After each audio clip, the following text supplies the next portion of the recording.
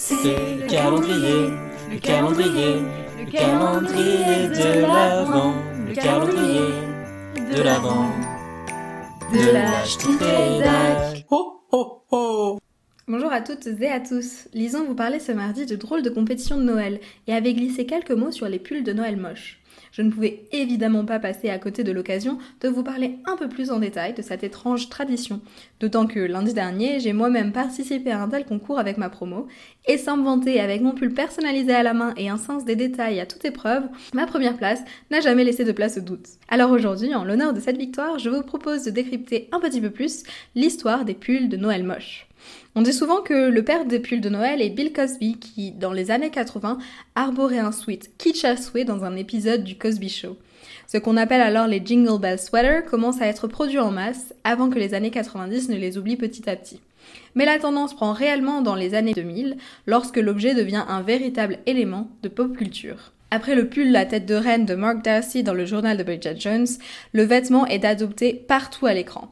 Dumb and Dumber, How I Met Your Mother, 30 Rock, Ugly Betty, The Tonight Show with Jimmy Fallon, Glee, impossible de passer à côté de ces chandails ornés de bonhommes de neige et petit Papa Noël. À l'époque, un magasin de vêtements vintage, Rackstock, sent bien le potentiel et le manager de la branche de Chicago demande à ses employés de collecter tous les suites de fêtes qui passaient entre leurs mains. Et la stratégie marche, les clients demandent spécifiquement des pulls kitsch aux couleurs de Noël. En 2002, au Canada, plus précisément en Colombie-Britannique, 3 étudiants, Chris Boyd, Jordan Birch et Scott Lindsay, lancent la première fête pour chandail de Noël laid, une Ugly Christmas Sweater Party. De leurs propres mots, le but était d'organiser la fête la plus cheesy que l'on puisse imaginer, où tout le monde se sentirait bien. Et en effet, tout le monde peut participer et trouver un pull qui traîne dans le placard de sa grand-mère, fouiller les bacs dans les friperies bon marché, ou pour les plus créatifs et créatives, sortir les aiguilles à tricoter. La tradition s'étend petit à petit sur le continent américain, et en effet le concept est totalement adopté à l'esprit des fêtes. Un bon vent de nostalgie en ressortant les horribles pulls que mamie nous offrait lors du réveillon, et qu'on ne portait qu'une ou deux fois par an pour lui faire plaisir, sans jamais oser le ressortir du placard une fois qu'elle avait le dos tourné. Forcément, il n'en faut pas plus pour que les spécialistes du marketing flairent le filon.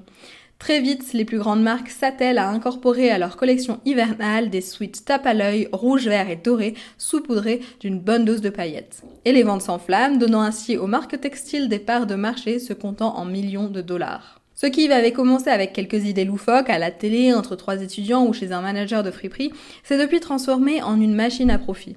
Fêtes de promo ou repas d'entreprise, chaque année les concours d'Ugly Christmas Sweater se multiplient.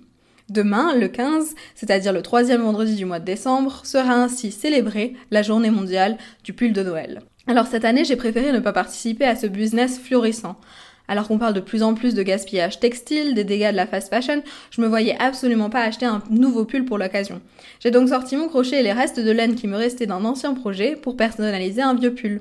Et quelques amis ont décidé de chercher en seconde main des pulls de Noël bien chauds qu'elles pourront porter dans leur chambre pour éviter de mettre le chauffage à fond.